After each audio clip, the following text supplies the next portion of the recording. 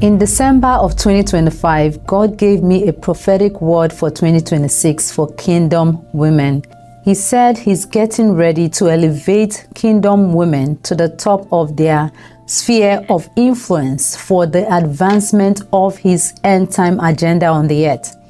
One of the areas of elevation that God will be releasing is wealth for kingdom advance. But before God can release wealth, we must be prepared for it. And I strongly believe that we are in the season of preparation. What we do this season will determine who will be entrusted with wealth and who wouldn't. This teaching today is on Kingdom Theology of Wealth. One of the greatest mistakes believers make is praying for wealth before receiving understanding. In this kingdom, God does not release resources into confusion. He releases wealth into clarity, alignment, and responsibility. When understanding is missing, money becomes dangerous. That is why many people receive financial breakthroughs that later become their downfall. So before money ever comes, theology must be correct. How you see wealth determines how you handle wealth. I have a few things I want you to take note in this teaching. Number one, God is the source, not money, not system, not men. The foundation of kingdom wealth begins with recognizing who the source is. Deuteronomy chapter 8 verse 18 tells plainly that it is God who gives the power to get wealth. Notice the wording. God does not just give wealth, He gives the power to produce wealth. That means wealth is not an accident, not a lucky break or merely the result of human systems. It is a divine enablement. In practical terms, this means your job is not your source. Listen, your business is not your source. Your clients, platforms, or connections, those are not your source. They are only channels, and channels can change. Companies downsize, markets shift, platforms disappear. But when God is your source, provision is not tied to one system. In essence, your source of income is not your job, is not your business. Your source of income is God. When believers don't understand this, they begin to cling tightly to money. They panic in seasons of lack or compromise values to secure income. But when God is clearly established as the source, as your source, obedience remains unnegotiable. Even when finances are involved, you can walk away from unethical opportunities. You can give generously. You can trust God through transitions because your confidence is not in money, but in Him. It means you don't say, if I lose this, I'm finished. Because you know the source cannot be depleted. Your source can never be depleted. Wealth is a tool and a trust. That is another thing I want you to know. Wealth is not a gift or a reward. In the kingdom, wealth is not proof that God is pleased with you. It is not a badge of honor that you wear. Wealth is a trust and is a tool. It is for responsibility, and so it must be stewarded well. God gives tools to those who have work to do. When a builder is handed equipment, it is not for him to admire it, but for him to use it. In the same way, wealth is entrusted to believers to accomplish kingdom assignments. This is why some people can be deeply spiritual and still not be wealthy, because their assignment does not require it. And others will be entrusted with resources because the scope of their calling demands it. When wealth is seen as a reward, people become entitled. They begin to believe they deserve certain lifestyles and resist accountability.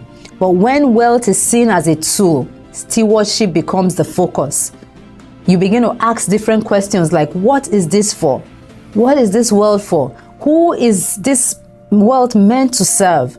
What responsibility comes with this increase? So this means you don't measure success by how much you can spend, but by how much impact your resources can make. It shifts your mindset from consumption to contribution. Another thing I want you to take from this video is wealth in the kingdom is assignment driven, not comfort driven. The world views wealth as a means for comfort, bigger houses, easier lives, more convenience, etc. But the kingdom views wealth as a means to advance God's agenda. God does not release resources simply so his people can live comfortably while the world burns. Of course, he wants us to live comfortably as his children, but the primary reason for wealth is for the fulfillment of assignment. Esther was elevated into royalty, not for luxury, but for deliverance of God's people. Joseph was given access to wealth and power, not to enjoy Egypt, but to preserve nations. Their resources matched their responsibility. This truth becomes very practical when you begin to ask why you want wealth. If the answer is primarily comfort, comparison, or escape, your theology needs adjusting. But if your desire is to fund kingdom initiatives, to influence systems, raise godly generations, support missions, create employment, or solve real problems, then your desire aligns with kingdom purpose. Assignment-driven wealth causes you to remain focused. You don't lose yourself in luxury. You don't drift from the place of prayer or communion with God. You don't abandon discipline. You understand that comfort is a byproduct, not the goal. Number 3 thing I want you to take from this video is poverty is not holiness. Yes, wealth is not carnality. It is obedience that is the measure for a believer. One of the most damaging lies in the church is the idea that poverty equals holiness and wealth equals worldliness. That has to stop. Scripture does not support this. What God measures is not how much you have, but how obedient you are. There are poor people who are deeply disobedient, and there are wealthy people who are deeply surrendered to God. So money simply reveals what already lives in the heart. It does not create character, it exposes it. Jesus never condemned money. He confronted the love of money. The issue has always been the heart's allegiance. That means a believer with little can be greedy, and a believer with much can be generous and obedient. So this frees believers from guilt and pride. You don't feel spiritually superior because you lack resources. No. And you don't feel spiritually inferior because you have them.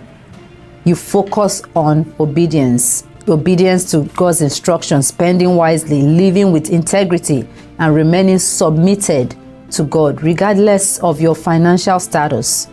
Let's move on to the biblical purpose of wealth. Wealth in the kingdom exists to establish God's covenant on the earth. That covenant includes the spread of the gospel. It includes the influence of godly values in society. It includes care for, the vulnerable, the poor, the needy, and the preservation of future generations. This means that wealth is meant to build systems, wealth is meant to build schools, media platforms, businesses, ministries, and institutions that reflect God's heart. It is meant to solve problems, open doors, and create influence where the kingdom must be represented. So practically, this means your finances should have purpose beyond personal survival. Even at small levels, your money should reflect kingdom priorities, like supporting God's work, like helping others, and preparing for generational impact. Another thing I want us to talk about is the prosperity gospel, that is the in thing, versus kingdom stewardship. Some prosperity gospel teaches people to use God to get money, but kingdom stewardship teaches people to use money to serve God. In prosperity thinking, faith becomes a formula and giving becomes manipulation. They say, if I sow this, I must get that. But in kingdom stewardship, giving is obedience, not a transaction. Faith is alignment, not leverage. Kingdom stewards will ask, Lord, how do you want this money managed? Not how do I get more? This produces mature believers who can be trusted with increase without losing God in the process. This is why God entrusts wealth to some and not to others. God does not distribute wealth randomly. He entrusts it where there is capacity to steward it. Capacity includes emotional maturity, includes wisdom, includes financial discipline, financial literacy, includes obedience, accountability, and clarity of purpose. Some people pray for wealth but lack the structure to manage it. You must know how to make money. You must know how to manage money. You must know how to multiply wealth of money. Others lack submission, consistency, or integrity. But God in His mercy withholds what will destroy us. So this means instead of chasing money, believers should pursue maturity. Pursue capacity. Your capacity must grow if you want resources to follow. And finally, if your theology about wealth is wrong, wealth will destroy you. That is why God insists on understanding before access. When theology is right, wealth becomes safe. When obedience is intact, wealth becomes powerful. And when assignment is clear, wealth becomes an instrument for establishing God's kingdom on the earth. If this message has blessed you, don't just keep it to yourself. Share it, like it, and subscribe, because all of this causes the algorithm to reach more people with this message. Until next time, God bless you.